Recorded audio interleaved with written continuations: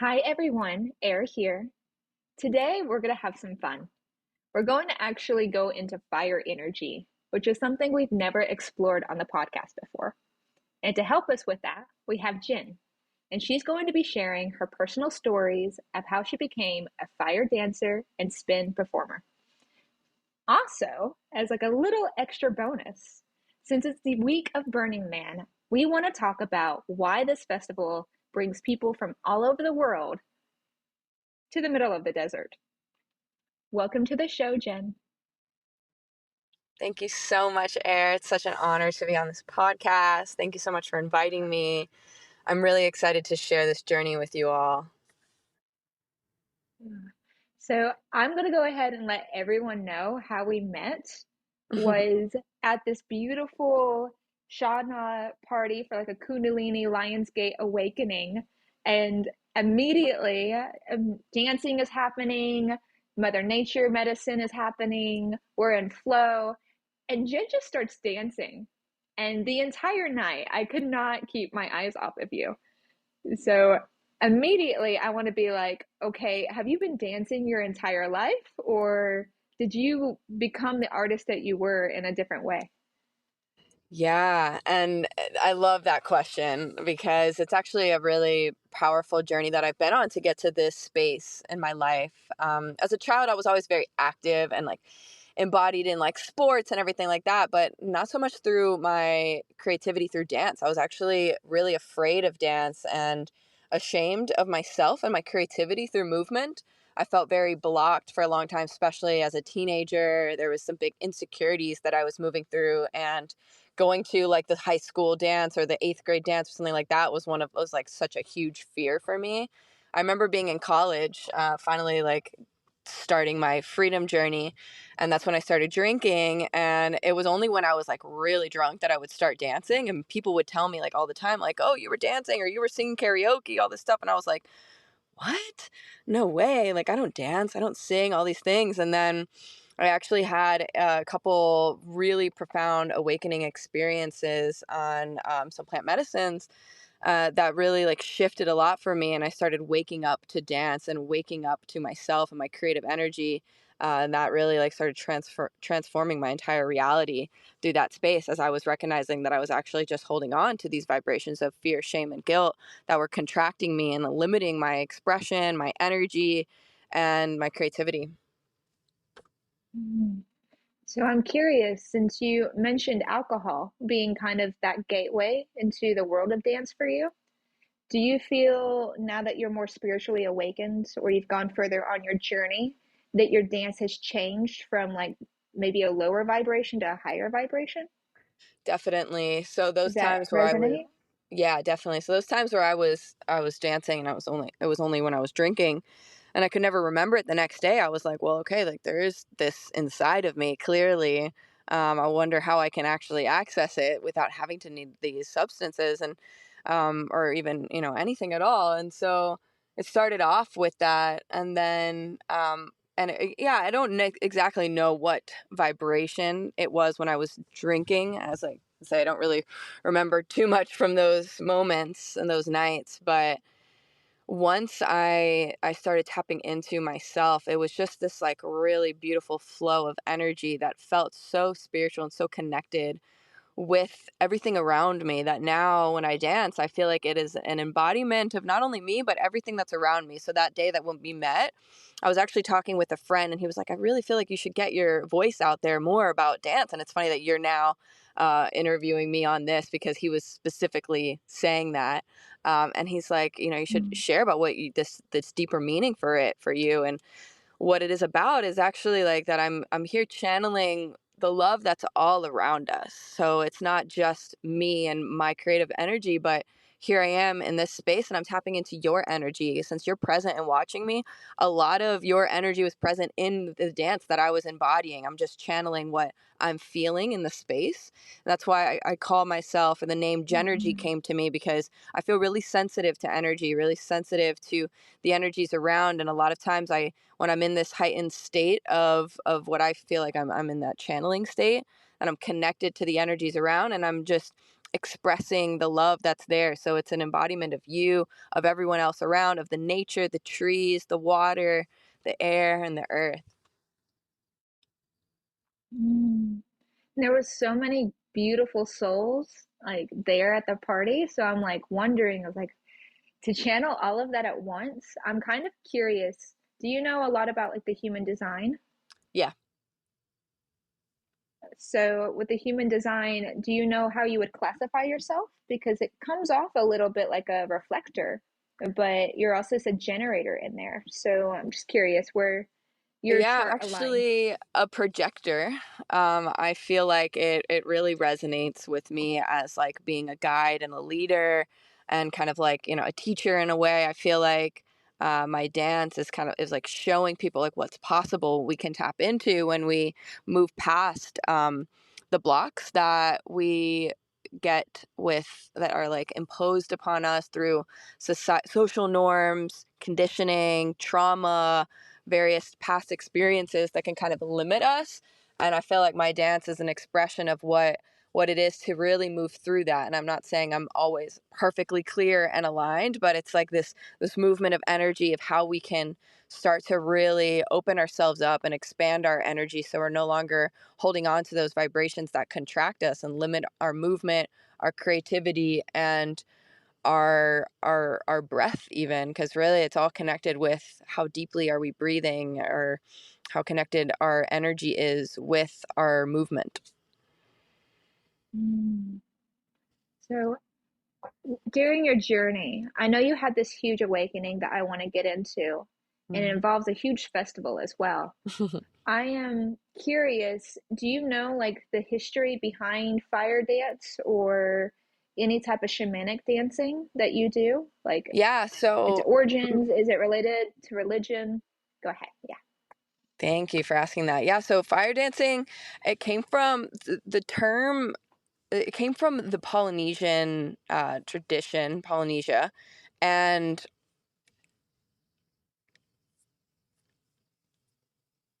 I'm going to start over there. Fire dancing It's okay. came from Polynesia, but it actually started with the Maori, and the Maori they had this term for a ball on string, which is called poi, and that's one of the main props that I use. But turns out they were actually spinning it for strength over like a few hundred years ago to improve strength, and even the women were doing it to improve their flexibility for weaving and such, and the hunters were using these like larger weights for strength training and exercise. They weren't actually lighting it Mm, on fire. They were just spinning it how we would spin it now. And I'm sure they had their own, unique technique to it. But it wasn't until almost the 50s that there was a guy who was doing this sword dance. He was a Samoan American.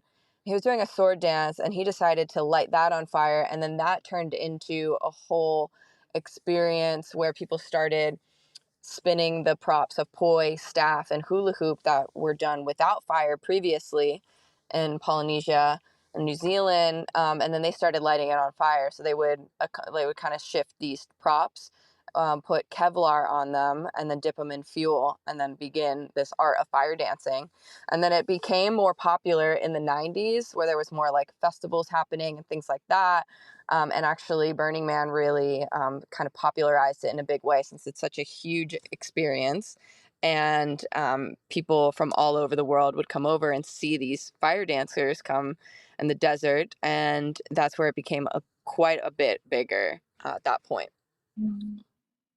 So, in comparison to Burning Man, which we'll definitely get into that, baby, is there like a ritual affiliation with it, or is it more like a freedom of expression from its original cultures?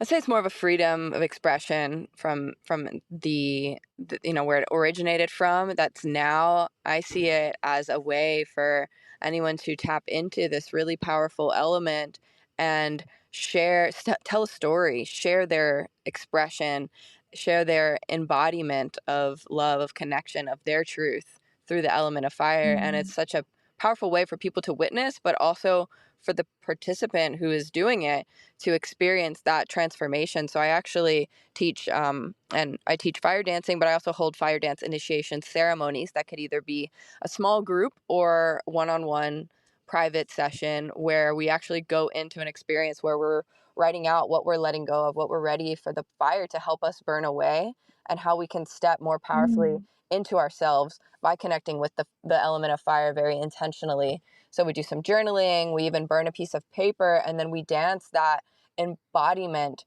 through our being. And I might record them so they can see it afterwards and view that, view themselves. But it's really about for them to step into that level of embodiment and see where we might be holding back, where we might be actually afraid of the element of fire. Of course, it is a very, it can be very dangerous if not done properly, and that element can be very scary for people because of the danger that it can be associated with it. But when we're in balance with that, when we're in balance with that energy within us, it is really transformational. It really supports us in our lives. So I teach people how to really come into Mm. balance with the elements, mainly with fire, since that is like the main tool that I'm using with it, and how it can impact us and heal, transform our lives. Mm. So, from somebody that has absolutely no fire energy in my entire chart for astrology, that really resonates with me Oh, because I'm over here, I am mostly water, mm, but also a lot of air, and I have like one earth placement. wow. So, I'm used to flow, but Yeah. I'm not the type to like charge or, the fire energy is very aggressive. It's very motivated. It's very, Mm-hmm. expressive. And I'm more gentle. I'm more Mm. soothing. I got called calm last night, which is kind of funny because I'm like, I'm calm? Okay. So, is there a lot of fire in your chart as well? Or is this something that you had to go like adopt and added value into your life as well? Yeah, I was hoping we'd talk a little bit about astrology. I love astrology. There is a lot of fire in my chart. It's not my main three, but I actually have Mercury, Venus, and Mars in Sagittarius, which is Mm. this fire sign that is very much associated with freedom, expansion, higher learning, travel, and transformation, really like expanding ourselves. So I see that very much. Mercury is a sign of communication. Mars, Venus is the sign of like our love, what we're attracted to, money, our feminine energy, and Mars is our like masculine, that life force drive, even the way we assert ourselves in the world. And so all of that is in the sign of Sagittarius, which is what I was saying about that, like freedom, expansion, higher learning, and the fire element. Sagittarius is like the oldest fire sign in the zodiac, and it's, yeah, very connected with that like space of freedom. And I feel like I'm a freedom activator here with I that. But believe it. even if we don't have, fire in our chart at all, like you're saying, it's something that is within us. It's just maybe a little bit more, it takes a little bit more work to activate it. Whereas like the calming element like of water comes a lot more easily for you. It's, I don't know if your main sign is water, but you have a lot of water in your chart. So that is like something that is just a little bit more natural to you, but it doesn't mean that like you can't access the fire energy in you. It's just like, okay, then maybe it would support you to work with the fire so that you can start to balance that energy in you, since it's a lot easier for you to go into the water. But it doesn't mean that fire is bad for you. It's just like, or anyone Mm. who may be in a similar position as your astrological chart. So I like to teach people about it as well in the terms of astrology. So I might even look at your astrology chart. I wouldn't say I'm a professional astrologer, but I do like to take a look at people's charts and see, oh, okay, you might have like what you're saying, a lot of water and air, but not so much of the earth and fire. So let's bring on these elements. Let's do practices to help embody those elements so that you become more in balance with yourself. Personally, my chart is quite balanced. And I like to really bring about that balance and support humanity and really rebalancing ourselves in various ways. I love this. So I will say that most of my big three is air, and the rest of Mm, it tends to be the water. So communication comes very easy, right? We're on a hmm. podcast, Yeah. and the water energy really helps me work with people's emotions. Hmm. And I would even go to say, and I definitely want to switch into your spiritual journey because I know it's going to be magnificent to hear.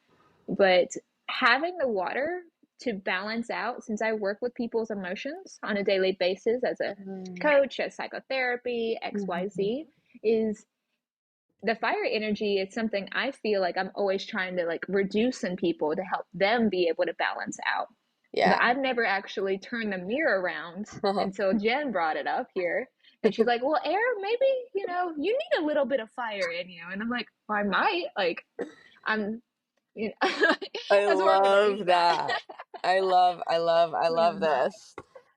I definitely feel you in that. A lot of people, it's really difficult for them to access the water and them the emotions, especially for men. And I've been, supporting people in ways to access that as well. I love the water. I'm here actually looking at the ocean right now as we're talking. So I was like, I'm gonna be by the ocean when I have this, so I can have that calming energy as well. My rising sign is Pisces, so Ooh, yeah, okay. I feel you there. So I have to know, and I know that technically I know, but maybe not everyone else that's listening to us will know. Hmm. What is Burning Man? Mm.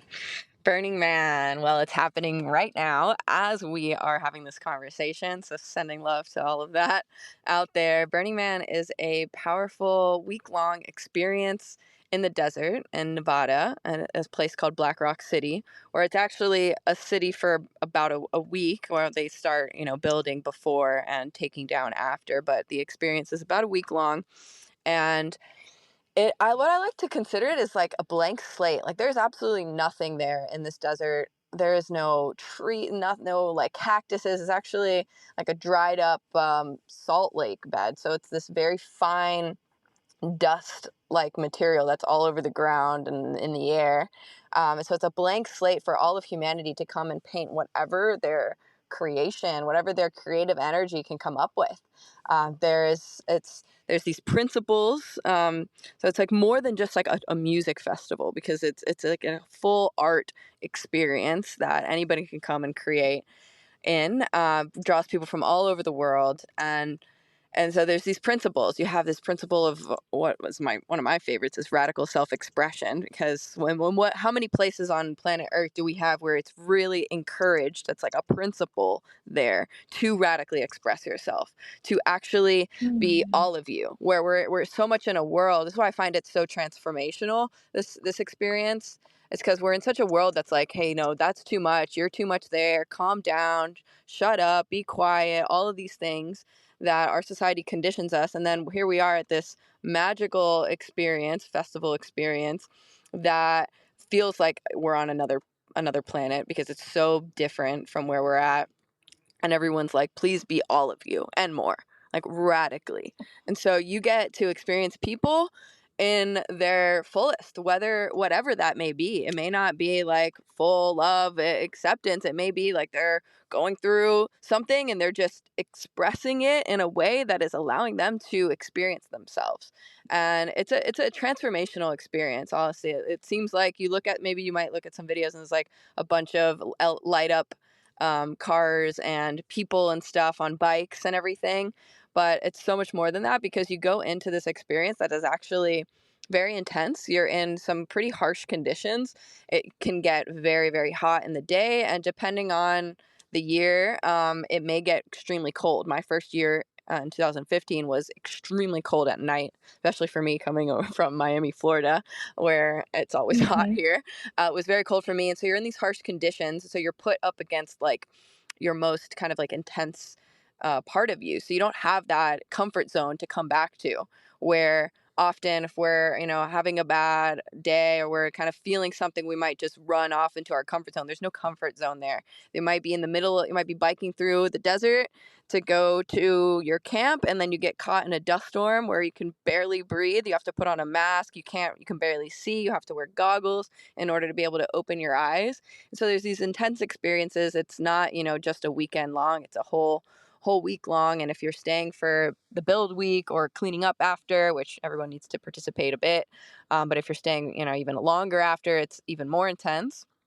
And so you're put up against yourself, and you have no other choice but to really face yourself and to face these areas that you may be avoiding. But when you're there and there's no distractions, there's nothing you can run off and go buy. You have to bring all of your own supplies, or go with a camp that may be providing that, but still you have to contribute in some way, and be able to rely on that on yourself. So it's radical self-reliance as well. So make sure you bring all of your water. There's nowhere to go. Again, there's nothing for sale there. So this isn't at a regular festival where you go to the vendors and you buy things. No, no, no. This is all radical self-reliance. So a big part of it Mm. is being able to take care of yourself and others too, because you also really share. So a lot of it is based off of this gifting economy.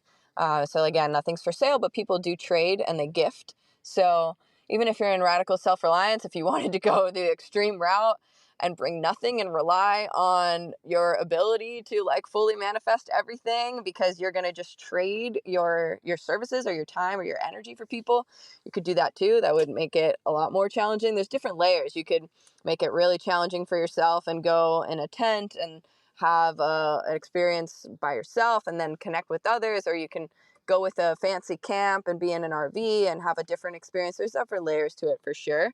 But we all are abiding by the same principles. You cannot leave anything behind. So there's a leave no trace principle, where you must pick up every little piece of even glitter. Like if you see something on the floor, it's called moop, matter out of place. So we're all picking that up, making sure that we're caring for the land as well.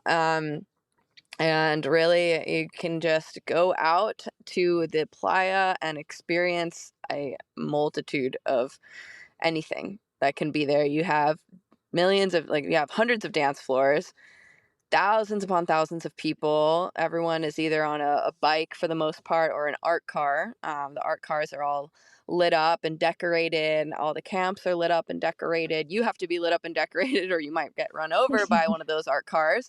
And lights are very, very important out there.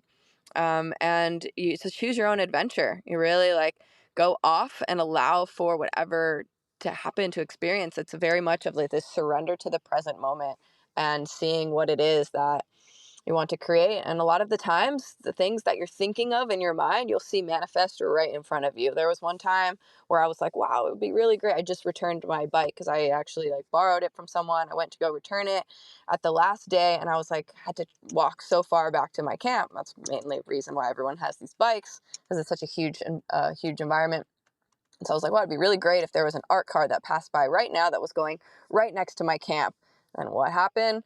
Next thing I Mm. know, there's an art car passing by, and I'm like, hey, where are you going? And they're like, uh, whatever my address was at the time, a few years back, it was right next to my camp. And I was like, wow. And then I jump on this art car. They're like, hop in, jump on. Because one of the principles is also radical inclusion. So everyone's included in whatever you're doing. You cannot be like, oh, this is a VIP area or something like that. It's actually everywhere is for everyone. And that's another really beautiful aspect about Mm. it, because there's no like hierarchy or anything like that. No one's getting paid. It's all volunteer based, or trading our time and our energy for whatever it is that we're doing, whether we're performing or sharing or working at it. And so they hop on, I get over there, and I had this like beautiful voice opening experience that this woman was rapping and freestyling, which inspired me into it. And I had this really profound experience through it all. And it was even just magical how I got there the first time, which I didn't even think I was going to go. And I just kept I was a little bit afraid actually, because I was hearing about all this Burning Man experience, and I was living in California at the time, and everyone's like, oh, I'm living actually in Los Angeles in Venice Beach. And there was like almost anyone I met was going to Burning Man. And they're like, oh, are you going? Are you going? And I was like, no. And I had all these excuses. I was like, oh, I have to make money and work, and I don't have enough money right now. And at the bottom of it, I was really just afraid. Like I could have made it happen if I wanted to. And then I was drumming and dancing at a full moon drum circle.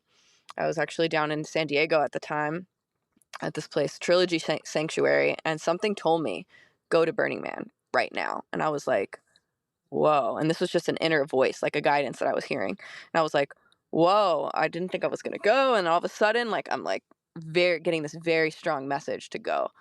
And in the middle of the night Mm. at this event, I was just like, hey guys, I got to go to Burning Man. They're like, wait, what? I thought you weren't going. And I was like, I have this guidance, I got to go. And they're like, well, what if you don't get in? What if you don't get a ticket? Cause it's really hard to get a ticket usually, and get in, especially the day before it's happening. They're like, you don't have anything planned. And I was like, I had most of my stuff in my car already because I was traveling around for a bit.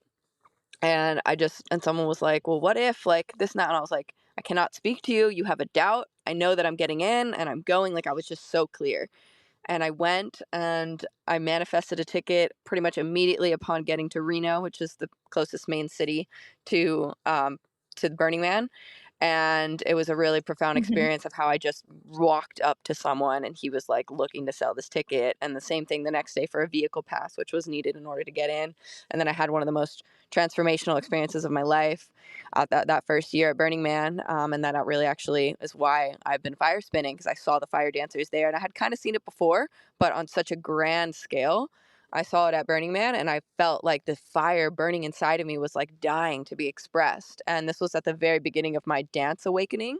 So I was like, oh my gosh, like I need to fire dance with these people next year. Like I'm going to do it. And then lo and behold, I kept practicing with the props that I was using. And the next year I was there with the same person that I was like thinking about the year before. It's like that had inspired me. I was like, right, I look up and I was next to this person. It was like huge synchronicity. And I was there fire dancing Oh, and performing. It was really, really beautiful. so would you say then that Burning Man is what led to your fire dancing? Or do you think it was something else? It was a huge catalyst for sure. I had seen it before. I had just right before I went to Burning Man, I had just ordered LED poi, and poi is what I was saying, the ball on a string that you spin around. But I had never lit it on fire, and I had wanted to. And then at Burning Man was when I got really inspired. And activated. And I even like I see it in people now, like certain people when I feel like they're ready for that fire dancing, they'll come up to me like, "Oh my God, I'm so inspired. I want to learn from you, this and that." And I teach them. And that was like me in that moment where I was like, oh, I'm so inspired. I'm ready to learn. And I actually started traveling Central and South America a few months after that Burning Man experience.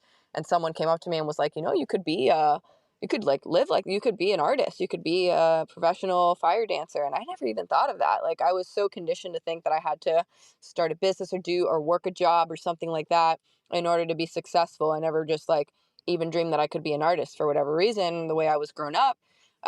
And that probably contributed to the shame and fear that I was feeling, prior to that awakening experience about my creative expression and everything like that. So once I started breaking out of these limiting beliefs, I was like, wow. And then this guy was like, yeah, just don't put them down. Just keep practicing with them. And I was doing like walking around the streets of Mexico. I was in this town called San Cristobal.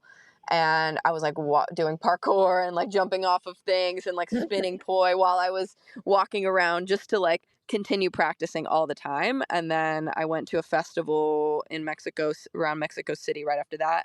And I asked someone if I could try their fire poi, and I did. I kind of lit my hair up a little bit. I smelled it a little frayed with the fire, but I did it, and I finally overcame the fear. And then I actually was traveling in Guatemala after that, and I met a group of fire dancers, and they were performing all around the town of Lecatitlan, and in different towns around the lake.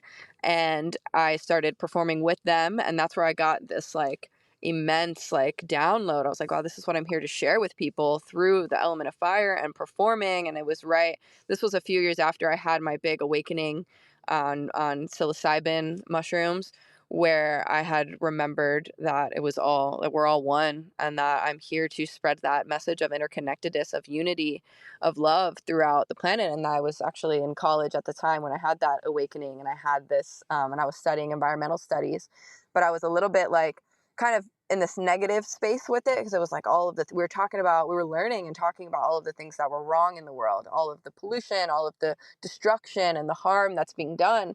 And it was a little bit depressing to learn about all of that in a very like real way. But then once I had the spiritual awakening, I was like, wow, like this is what we need, like people to heal the planet at the root. It's going to be from people actually really healing in themselves. And that's so the people who are the ones that are destroying the planet is because there's an imbalance within those individuals and those groups of people and areas. So it's really about healing and coming into this reconnection with ourselves. And that was that big spiritual awakening that I had that led to me having this immense drive for my own healing and expansion, and bringing me to my art and dance, as that means to spread this message and to teach and to support the healing on the planet and the collective awakening. Mm. There's so much to unravel there, Jen. There's so much. I have to ask. So, I'm hearing about your spiritual journey and something I can relate to, and I feel like everybody that has had a spiritual awakening or several spiritual awakenings is the idea of everything that you believed before goes out the window. Hmm. And we have to allow a whole new fresh canvas. Definitely. So I heard that from you when you're like, I was told, I needed to go to college and I needed to have a real job and I couldn't be an Hmm. artist. Whether that was by your parents, maybe your friends, maybe it was just society, Yeah. maybe it was like fear as far as like taking care of yourself and making sure you're safe. There's so many different like reasons.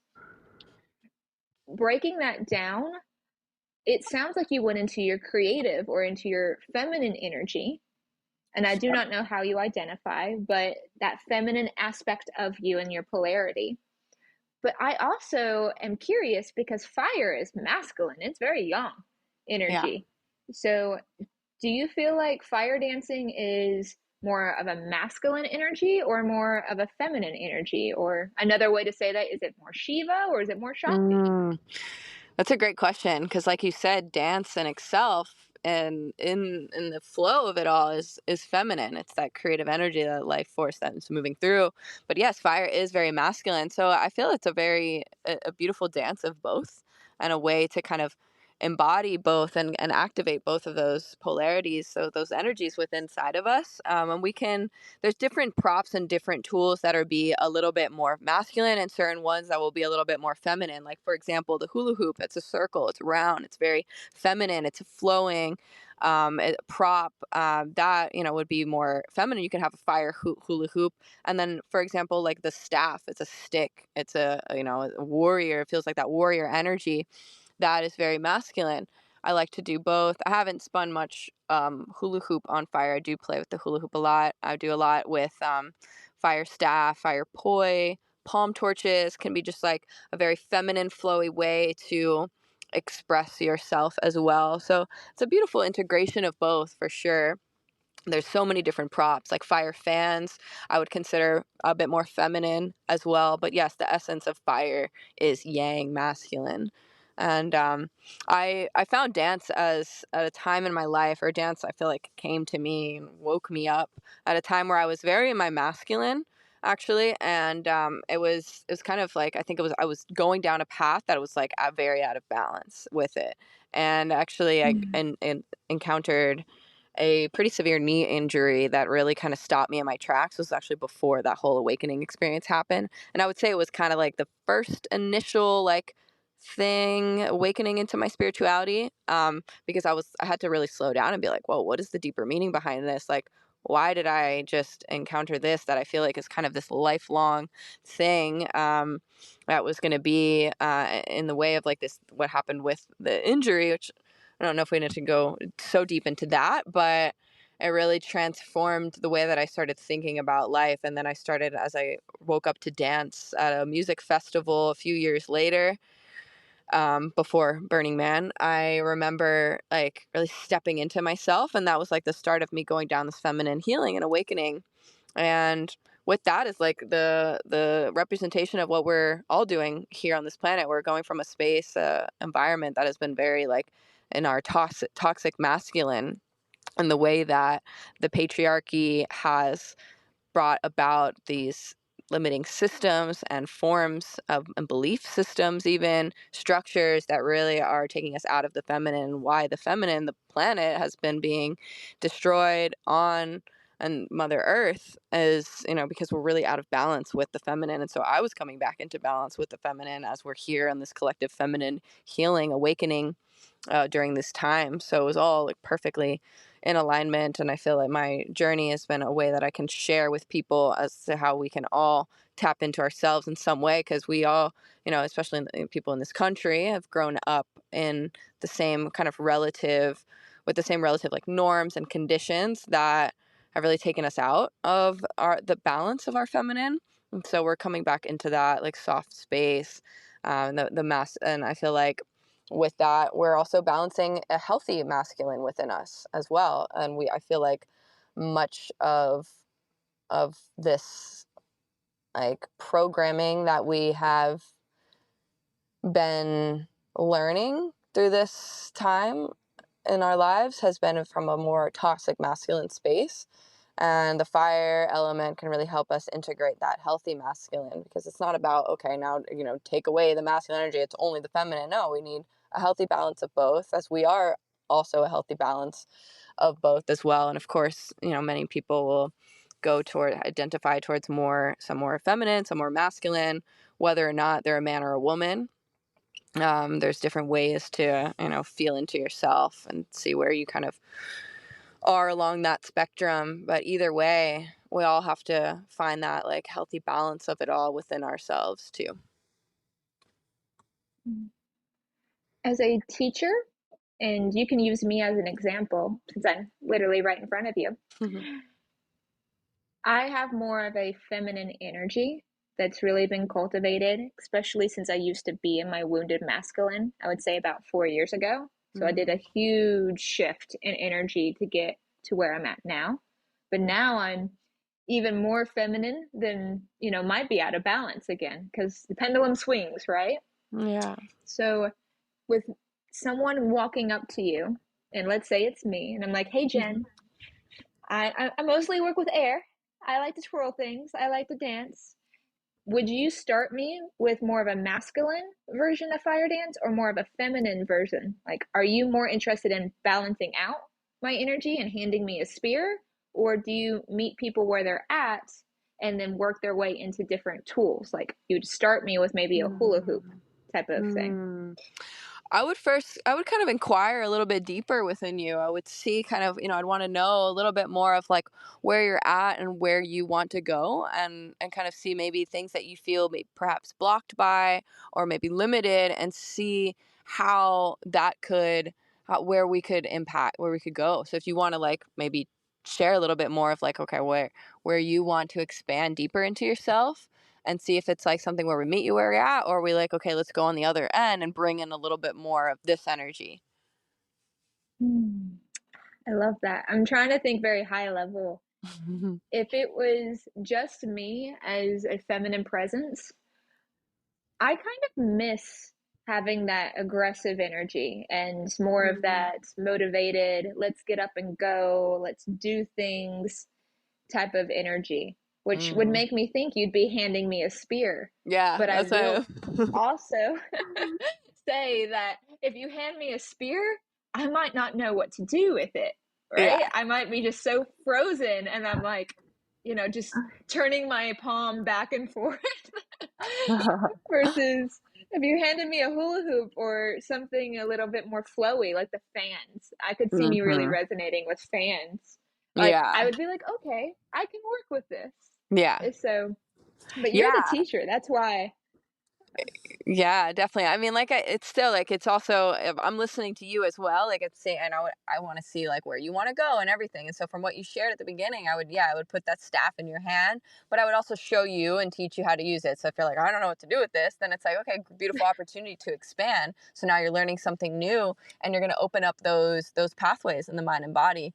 For me, when I was really like first learning these different props, I remember feeling this like deep sense of expansion in my mind, where I was like, wow, there's like, I could feel the neurological pathways opening in my brain, and how I was like feeling more balanced in my body. And so much, I was often before that, doing everything with my right hand, because that's my dominant hand. And then with flow arts and fire dancing, you're really using both. It's a balance of both. So I would, be like expanding on my left side and balancing out that energy, and I could feel the clarity happening in my mind, and I was now capable of doing so many more movements in my body as well that had nothing to do with the fire prop that I was just learning from, but yeah, I would put the props down and all of a sudden I was able to like move differently. And I was like, wow, I'm tapping into like the new energy and frequency. And then once I was like learning a bit more about masculine and feminine energy and the elements, it was all making more sense. It's like what we're talking about here. So yeah, I'd be like, okay, here, let's try out the staff, and I would show you, I would demonstrate, and then I would teach you, and then you'd get to learn. And then I think the fans or the hula hoop would be more of like a beautiful expression of what's already there within you, which is also fun and amazing. And I think you should definitely do both. So I would say that the staff would be a way for you to learn something new and expand and go into an area that may be a little more foreign for you outside of your comfort zone.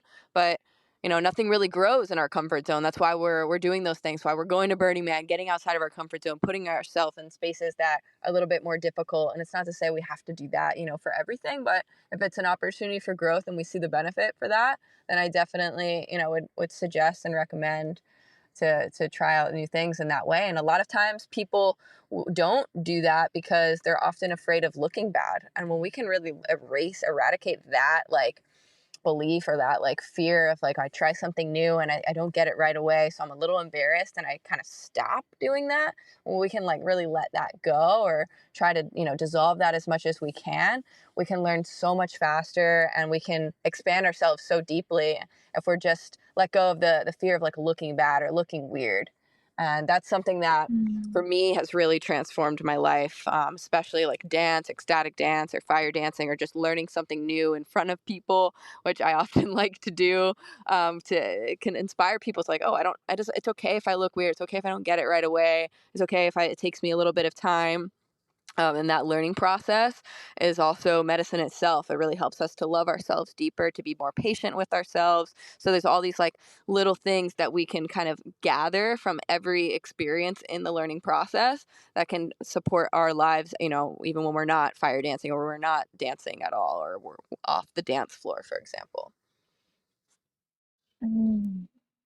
I can really relate to you on your concept of fire dancing and Mm.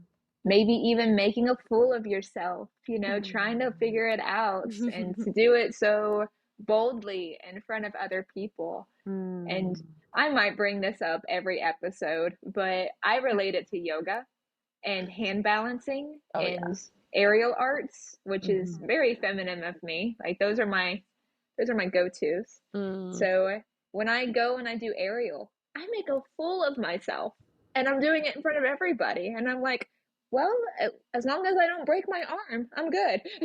Right? So I just think it's so bold and really shows a lot of vulnerability whenever you're Mhm. like, I'm not perfect. And I love taking videos of when I wasn't perfect and when it Mm. didn't work out and I fell on my foot, like my face or my Yeah. foot or my butt or whatever you want to call it, because Yeah. someone's going to be like, Jen, were you always this great? And you Yeah. get to be like, no, like here, like watch or see or Yeah. ask this person that watched me like fall or drop it so many different times. Exactly. So I love that. I love that you were willing to share that too, because I feel Mm. like a lot of people wait and they wait in their homes and they practice handstands before they're willing to even try it in a class. Yeah. Or, they practice fire dancing in the backyard on their own because they're too afraid if they practice in front of other people that they won't be good enough or they won't look good or they might drop it. So, thank you Yeah. for being like, guys, like it's okay. Like Yeah. you're gonna mess up. You're gonna mess up if you're a pro. I fall on Yeah. my face all the time, and I've been hand balancing for a moment now. Mhm. Mhm. So I'm curious, how many times did it take you going to Burning Man or other festivals or other events to where you got comfortable with this concept? And then also, how many times did you go to Burning Man, period? I was just counting the other day. I've gone to Burning Man 6 times, and Six? six, yeah. I went from Ooh. 2015, 16, 17, 18, and then we had, COVID and all that, and then it was 2022 and 2021 and 22, I believe. Something like that. I've been 6 times. I went last year, but not this year. There's a good year. I was like Six 4 or 5 in a row almost. Yeah. Did you always see a progression in your spiritual expansion, or was there some years that you're like, I didn't experience as much, but I can appreciate that I was here? I felt like I was, yeah, those first like 4 years that I was like consistently going every year. I remember being like, wow, I'm having like a full, like, deep expansion every year. It was almost like the year would go by, and then almost right before Burning Man would start again, it was almost like I had forgotten certain like really deep key aspects, and like the Burning Man would just like refresh me. And so it was like this beautiful refresher, whereas like the first time was that like really deep, profound, like, oh my gosh, night and day experience. And then every year Mm-hmm. was like kind of this like reminder, refresher. And now I really like, there was a point after like 4 years of going in a row, I was like, I'm going to really make this like my lifestyle. Like, it doesn't have to be where I keep forgetting every year and then doing something else. It's like, no, this is like what I'm here to do, and to bring this outside of Burning Man, to bring this energy to Miami, where I'm from, to other places where I love to travel to, and support that, bringing this energy onto the planet, because it is so beautiful and so transformational. And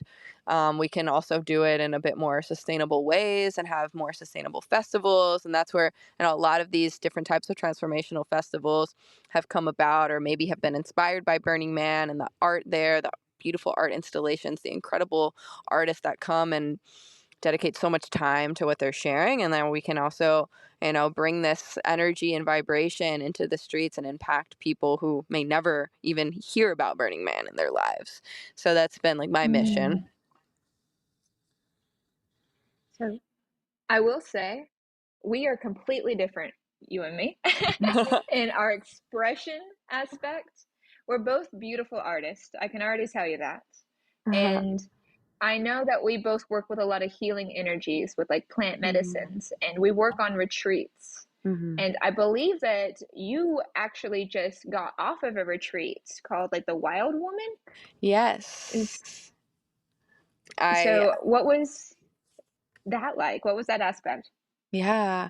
I would love to hear why you were saying we're so different too. But yeah, I'll answer that question. So I created a retreat with my dear sister Yami, aka Mama Yama, and we called it the Primal Power Experience. Our other roommate was going to be a part of it, but she wasn't able to end up making it over. So it was just the two of us, and so it was a wild woman retreat where we went up to the mountains in North Carolina, one of my favorite places.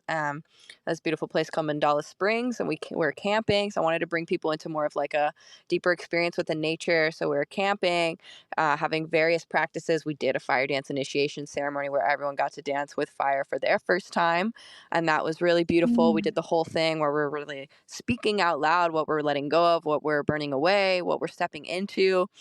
We went on a beautiful journey through the creek, and we were climbing about, instead of taking the easy like nature trails, like, I'm going to lead y'all through this like jumping across the rocks, like creek climbing experience that supported them and even trusting themselves deeper. We had like a sensual dance experience, ecstatic dance, a shamanic drumming experience that my dear sister Mama Yama led us through, various guided meditations, vocal activations, singing, and yeah, just a lot of magic on that. So it was really beautiful. We just finished it up last weekend, and I'm on my way down back to Miami from North Carolina.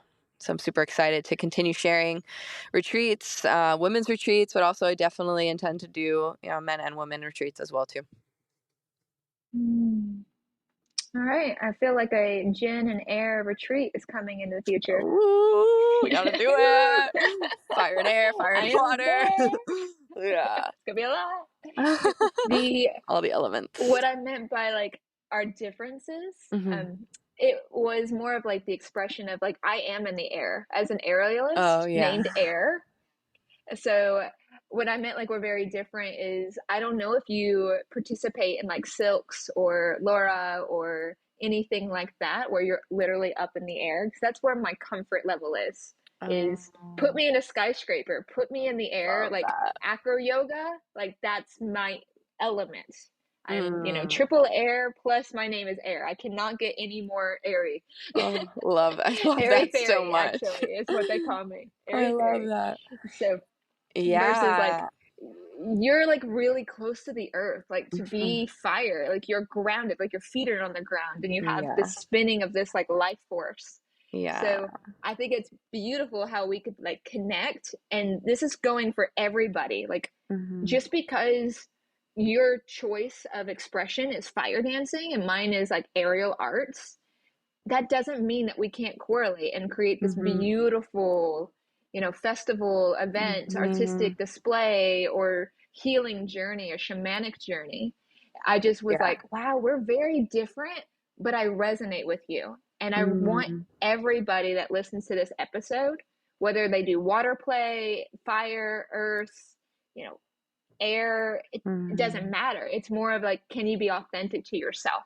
And I feel Definitely. like Burning Man and retreats and having conversations like this with you Yeah. really like lets people know like this is all like inclusive. Like we're not going to be like, oh, you don't fire dance, you aren't allowed, right? Or oh, you're Exactly. not an aerialist, or you're not a yogi, whatever it be. Yeah. Like no, it's like meet people where they're at and Mhm. let them be free. That liberation Yeah. is what I connect Burning Man to. Yeah.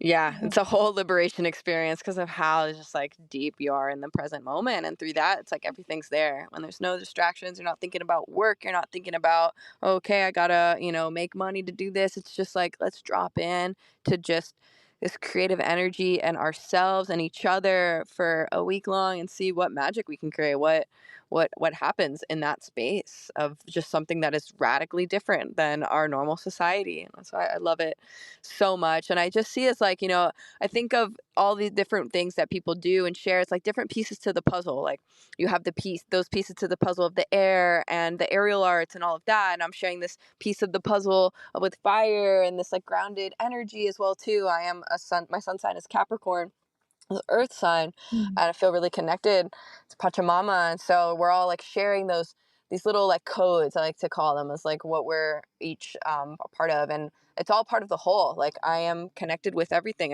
is one.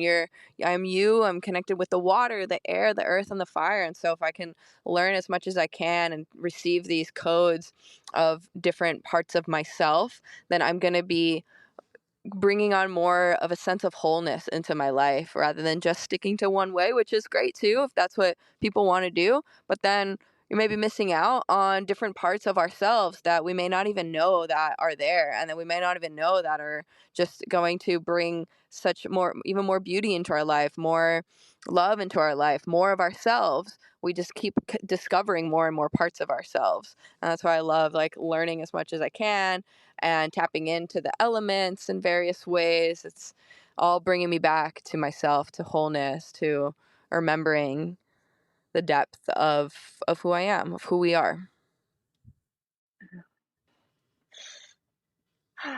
My hand is literally on my heart. Oh, I'm like taking a deep breath. Pranayama. Oh.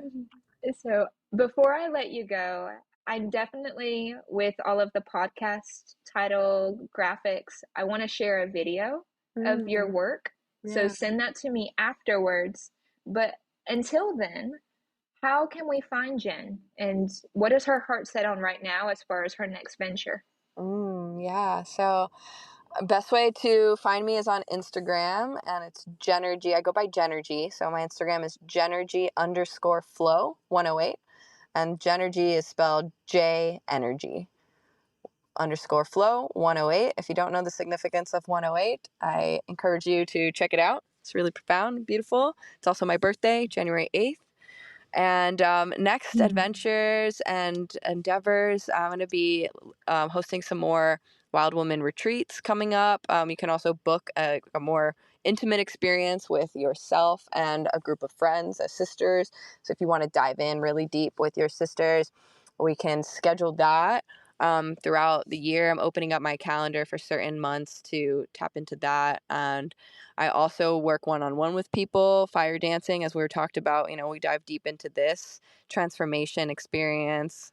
And We also have various events. I'm based in Miami, so we do a lot down there. I have a house called the Primal Powerhouse where we host various events and experiences too. And we do various festivals as well here and around the country. So, yeah, if you want to stay connected with me, please reach out. You can also send me a DM, and I can also put you on my email list too for our various upcoming opportunities. And I also do coaching as well. So, that can be if you're not in the Miami area, but you want to work with me. We won't be able to do fire dancing without it being, in the same place, but there's a lot more around the elemental connection and the embodiment and the dance, and that can be for men and women. So reach out to me if that feels aligned for you. I'd be really happy to talk and drop in more on this. Feel called. So, yeah. Mm. Thank you so much, Jen, Thank from you. like the bottom of my heart. So I Oh. felt the fire energy the entire time. And so I have to. I'm one for corny jokes. But for everyone else that tuned in, as always, thank you so much for healing and growing with me today. No, thank you so much, Air. It was such an honor to share with you and your audience on this podcast. I'm so grateful and inspired. This is definitely inspiring for me as well to even hear about what you've been up to and what you're doing. So thank you. Thank you all who've been listening. Stay magical. I love you all. Thank you.